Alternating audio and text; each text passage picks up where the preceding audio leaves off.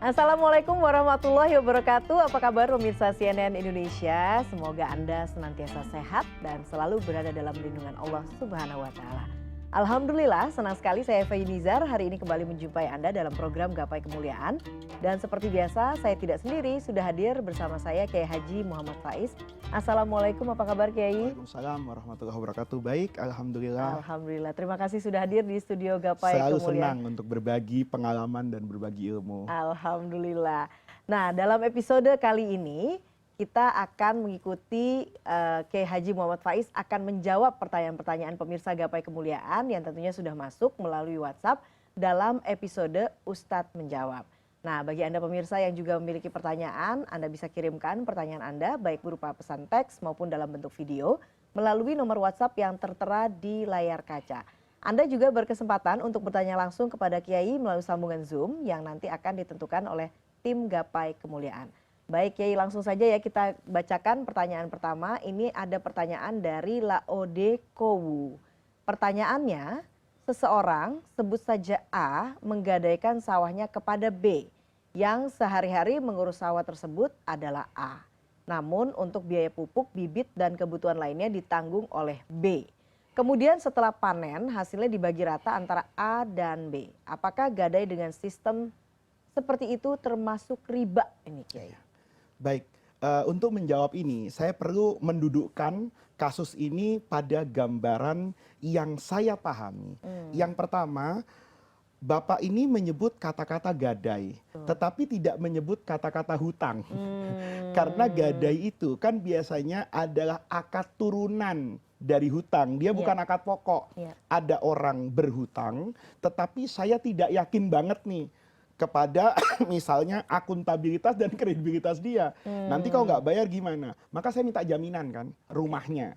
Nanti kalau dia tidak membayar hutangnya, rumahnya kan dieksekusi sebagai alat bayar. Nah ini yang dipahami terjadinya akad gadai. Nah kalau terjadi dari basis hutang piutang, ini perlu hati-hati.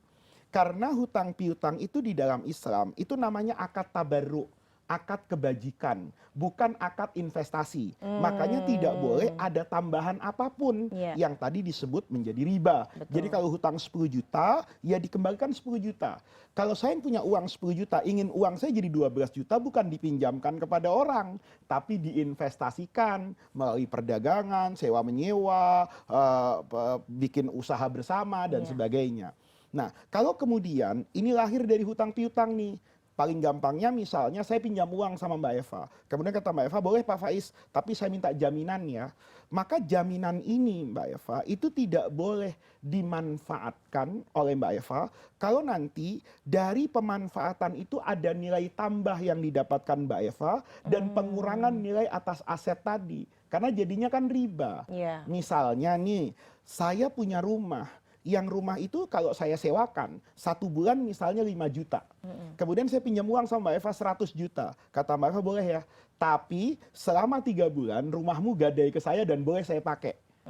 Padahal kalau Mbak Eva mau pakai rumah kan harusnya bayar. Jadi seolah-olah Mbak Eva meminjamkan uang ke saya 100 juta, saya kembalikan 100 juta, tapi Mbak Eva mendapatkan nilai manfaat kan dari rumah saya yang digunakan. Kalau dibayarkan dalam 3 bulan 15 juta, maka seolah-olah saya ketika membayar hutang itu 115 juta. Itu jatuhnya itu menjadi riba. Tetapi kalau kemudian dia dipakai tanpa mengurangi aset, dan itu masih pada tahapan wajar, kayak misalnya dulu di zaman Nabi ini kan ada khilaf juga di dalam fikih ya. Ada yang membolehkan misalnya dalam mazhab Hambali itu intifa'u ar-rohan, mengambil manfaat dari rohan buat orang yang menerima rohan, misalnya kuda. Nih, begitu kuda dititipkan sebagai jaminan, kudanya kan harus dikasih makan. Yang ngasih makan siapa? Kan Mbak Eva yang punya hutangan tadi. Saya kan pinjam uang 100, kata Mbak Eva, boleh Pak Faiz, tapi tolong ya, saya harus pegang jaminan. Apa jaminannya? Kuda. Kudanya saya taruh di rumah Mbak Eva. Yang ngasih makan siapa? Ya Mbak Eva. Kalau enggak kan mati nih. Nah, karena Mbak Eva ngasih makan kuda, maka Mbak Eva berhak nih pakai kuda itu dalam batasan yang wajar. Nah, kalau ini kan tidak ada hutang piutangnya nih. Kalau maaf ya, saya lanjutkan dulu. Seandainya ini ada hutang piutang kemudian menggunakan tata cara seperti ini bisa jadi juga tidak jatuh kepada riba. dengan syarat itu tidak menjadi jaminan. Misalnya gini, saya pinjam uang sama Mbak Eva. Mbak Eva, saya pinjam uang 100 juta. Oke, Pak Faiz saya minta jaminannya. Apa jaminannya? Sawah misalnya, 1 hektar. Ini kan saya serahkan ke Mbak Eva, suratnya. Iya. Terus Mbak Eva bilang, Pak Faiz, daripada dipakai jaminan begini, gimana kalau kita investasi aja? Nah, investasi ini nggak dikaitkan dengan besaran hutang saya tadi. Kata Mbak Eva, gimana Pak Faiz? Kalau sawahnya Bapak, saya tanam nih. Pupuknya dari saya, bibitnya dari saya. Nanti kalau panen, kita bagi 2. Nah, dibagi 2 enggak dikaitkan dengan hutang nih. Begitu panen, hasilnya 30 juta, Mbak Eva dapat 15, saya 15, diserahkan.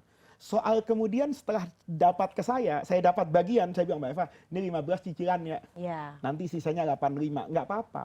Oke. Tapi yang enggak boleh, kalau ditambahin nih, begitu terjadi investasi, tahu-tahu rugi, bukannya untung.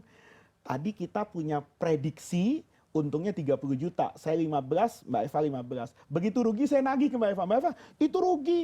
Saya kok gitu nggak mau terima, berarti hutang saya sekarang tinggal 85 loh. Karena saya rugi nih, sawah saya kasih gadean, dipakai sama Mbak Eva, ternyata nggak menghasilkan, saya rugi setahun. Nah itu namanya riba, karena dikaitkan. Kalau tidak dikaitkan, kemudian dibuat kesepakatan, siapa yang punya kewajiban membeli bibit, kemudian membeli pupuk, merawat sampai panen, kemudian disepakati bagi hasil, keuntungannya dibagi bersama. Dan tidak dikaitkan dengan angsuran hutang ini, hukumnya menjadi boleh. Oke, jadi harus dipisahkan begitu ya, dua hal ini. Dipisahkan. Tapi kalau kemudian nanti digabung dan bercampur itu yang kemudian itu berpotensi riba ya kayaknya. Pakai pertanyaan ini tadi, kalau tanpa hutang nggak ada riba. Kalau dipakai begini, karena ada orang, saya tahu kok di sebagian Jawa Barat tuh, istilahnya sawahnya tuh digadai. Digadai itu bukan digadai dengan aset sebagai jaminan aset atas hutang piutang, enggak. Cuman dia misalnya nih, saya gadai ke kamu deh. Ya kan? Gimana caranya? Ya pokoknya ini sawah saya serahkan sama kamu. Kamulah yang bekerja di sana, tapi nanti keuntungannya bagi 2. Selama sawah itu digarap oleh orang lain, maka saya tidak boleh narik. Ini kan seolah masih tergadai kan. Nah, kalau gadai seperti itu kan hanya istilah saja, tidak dikaitkan dengan transaksi hutang piutang, kemudian dibagi bersama, hukumnya menjadi boleh. Baik. Semoga bisa menjawab ya pertanyaan tadi.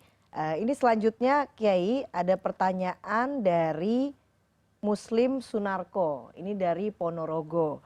Pertanyaannya adalah izin bertanya seputar masalah tauhid agar bertambah keyakinan saya. Sebagai umat Islam, tentunya kita dilarang untuk menyembah berhala.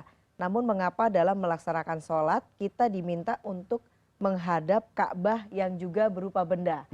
Nah, ini dijawab setelah jeda, Kiai. Karena saya yakin pasti jawabannya agak panjang ya, Kiai ya. Baiklah, jangan kemana-mana, Gapai Kemuliaan akan kembali sesaat lagi.